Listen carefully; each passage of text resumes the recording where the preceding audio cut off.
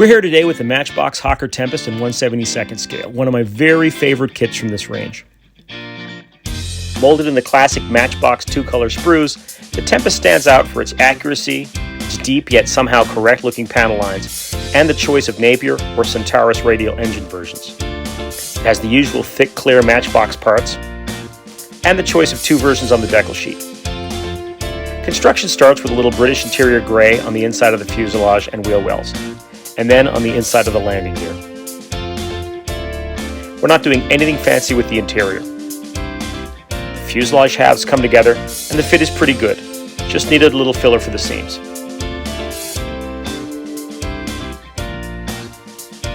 There's no issues with the wings, though when they are attached to the fuselage, I did need quite a bit of putty to fill it all in. Same thing with the gaps at the wing roots. Once I got it all sanded down, the kit really felt like it was coming together nicely.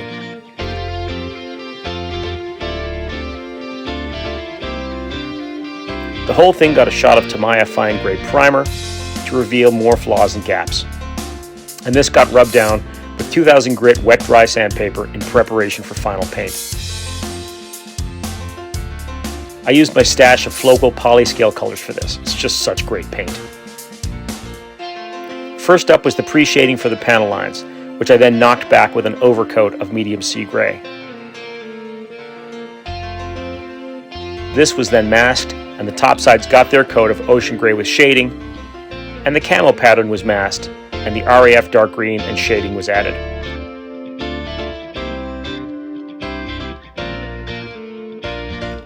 Overall, looking pretty good at this point.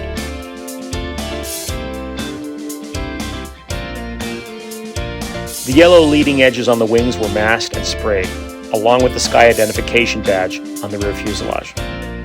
I also masked and sprayed the exhaust using a mix of gunmetal and aluminum, which I then oversprayed with a mix of Tamiya clear red and green.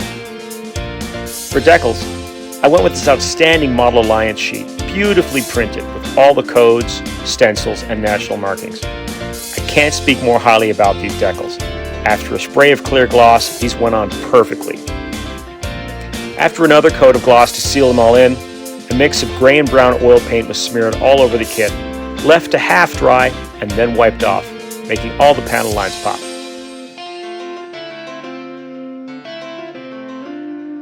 The prop boss was sprayed, and the whole thing got a couple of coats of flat.